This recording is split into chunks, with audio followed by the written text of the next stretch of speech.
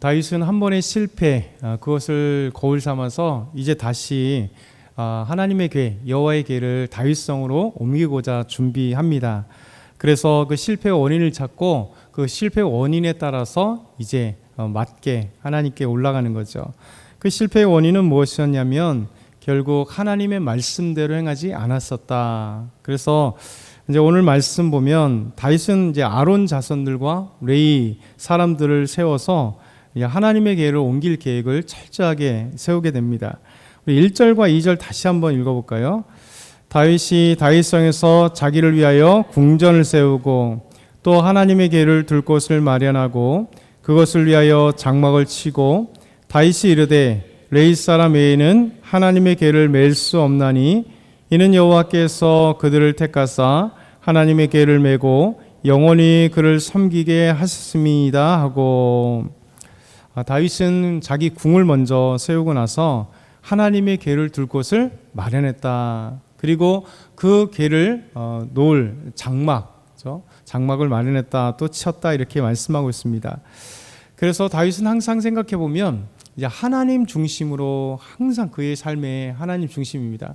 우리 앞장에서도 봐도 블레셋이 다윗이 왕이 되었음을 듣고 블레셋이 이제 쳐들어왔을 때도 그가 바로 군사를 정비해서 나간 게 아니라 하나님께 묻고, 하나님 제가 가야 됩니까? 그리고 하나님 저에게 손에 주시겠습니까? 라고 말씀할 때 하나님께서 가라 말씀하시고 그들을 내 손에 넘겨주겠다 말씀하셨습니다. 그리고 재차 하나님께 묻고 하나님은 승리의 방법까지도 전술까지도 정확하게 주심으로써 하나님께서 전쟁에 승리하게 하시는, 그러니까 항상 다윗은 하나님 그 인생 전체가 하나님께 묻고 또 응답받으며 하나님과 동행했던 사람. 그래서 다윗을 평가하기를 하나님께서 내 마음에 합한 사람이다, 내 마음에 맞는 사람이다, 하나님이 그렇게 인정한 사람이 다윗이죠. 그래서 그의 삶을 보면 하나님 참 기뻐했겠다. 이 밧세바 사건 빼고는 다윗이 정말 흠결없는 그 인생 가운데 가장, 그래도 믿음의 사람들 중에 가장 하나님이 기뻐하시는 아름다운 삶을 살았다라는 것이죠. 이렇게 궁전을 세우고도, 아름답게 궁전을 세우고도 그곳에서 통치하면서 마음껏 왕권을 누리면서 부를 누리면서 국가를 다스릴 수 있음에도 불구하고 항상 다윗은 하나님의 궤가 기란 여렘에 남아있는 것, 그걸 생각하고 1차로 그곳에서 보내고, 나곤의 타작마당에서 그곳에 소가띠으로 웃사가 그 소가띠으로 하나님의 궤를 만지고 웃사가 그곳에 죽게 됨으로써 너무나 그것을 가슴 아파한 거죠. 그래서 더 이상 하나님의 영광을 가렸기 때문에 더 이상 옮기지 못하고, 이제는 다윗이 그 실수에 대해서 이제 어떻게 하냐면 아론의 자손들과 그리고 레위 사람들, 곧 여호와의 법궤를 움직일 수 있는, 여호와의 법궤를, 하나님의 궤를 지어야 될, 매야 될 그 제사장들과 그리고 하나님의 기명들을 다 담당하는 이 레위 사람들, 이 사람들을 이제 다 부르는 거예요. 그래서 온 이스라엘 백성들을 모으고, 그리고 여호와의 궤를 그들을 섬길 수 있도록, 그들을 메고 갈 수 있도록 그렇게 하는 것이죠. 그래서 13절에 보면 다윗이 그 실패했던 원인을 정확하게 찾습니다.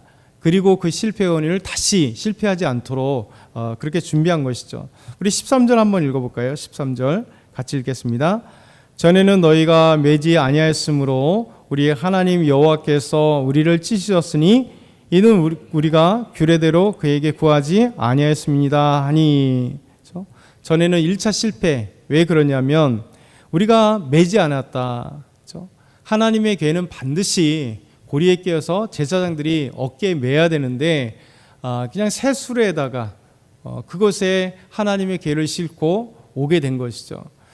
어떻게 보면 어제도 말씀드린 것처럼 전에도 인간적으로 보면 더 좋잖아요. 좋은 세단에 거기서 하나님의 궤를 안전하게 딱 움직이는 게 사람이 매는 것보다 훨씬.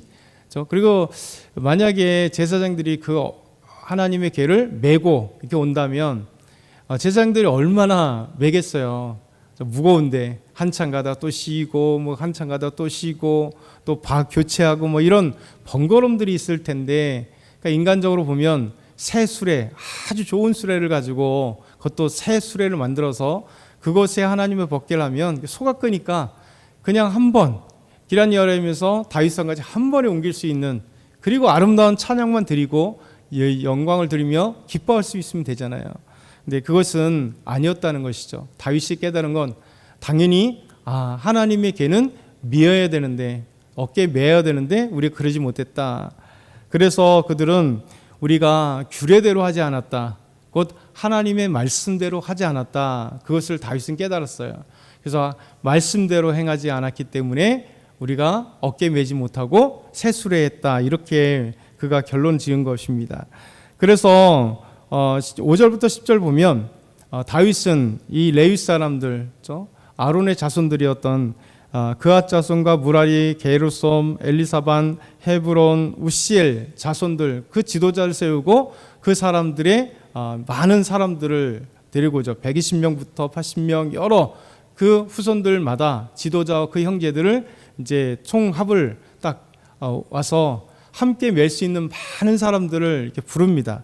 그래서 그들과 함께 이제는 다윗이 다시 말을 하죠. 12절에서 15절 보면 이렇게 얘기합니다. 12절에서 15절 다시 읽겠습니다.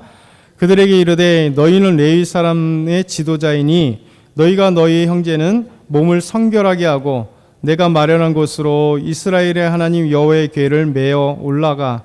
전에는 너희가 매지 아니하였으므로 우리의 하나님 여호와께서 우리를 찢으셨으니 이는 우리가 규례대로 그에게 구하지 아니하였습니다 하니, 이에 제사장들과 레위 사람들이 이스라엘 하나님 여호와의 궤를 메고 올라가려 하여 몸을 성결하게 하고 모세가 여호와의 말씀을 따라 명령한 대로 레위 자손이 채에 하나님의 궤를 떼어 어깨에 매니라. 아멘.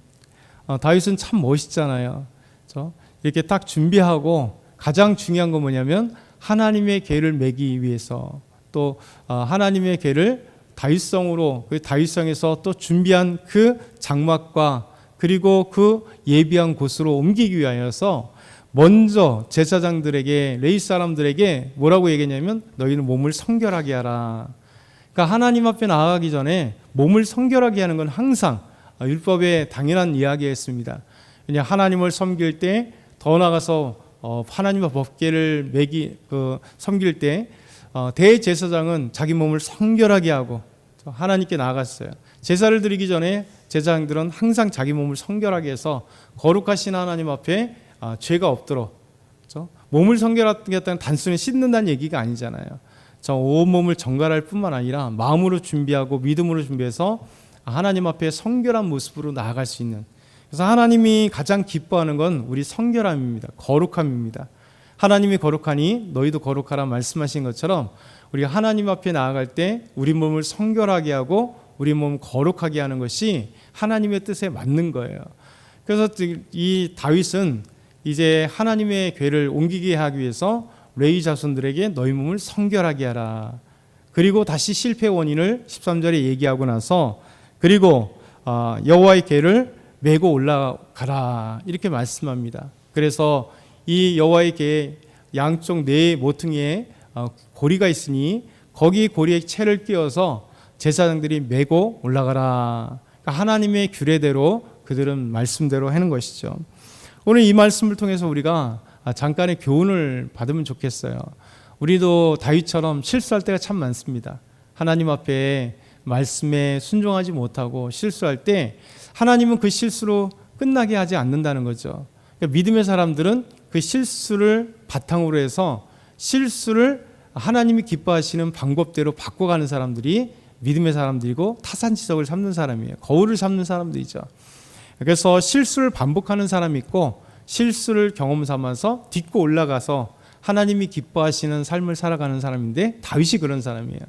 그래서 1차에 실패한 그걸 원인을 찾고, 그래서 이제 규례대로 하나님의 말씀에 불순종했으니 하나님의 말씀대로 여호와의 궤를 메고 올라가자. 그리고 이제 많은 아론의 후손들, 레위 자손들을 모아서 이제 그리고 모든 사람들과 함께 저 이스라엘 온 백성들과 기쁨으로 하나님의 말씀 가운데 나가고 그리고 레위 사람들을 성결하게 하면서 그렇게 준비했던 모습들. 그래서 오늘도 저희들이 하나님 말씀 가운데 우리가 하나님 기뻐하시는 일이 뭘까? 그 말씀대로 순종하고 하나님의 방법대로 살아갈 때 하나님께서 우리의 모든 삶의 영역에서 하나님이 영광을 드러내시고 우리를 승리로 이끄시는 놀라운 은혜가 있을 것입니다. 오늘도 이 말씀 기억하면서 하나님께 기도하기를 소망합니다.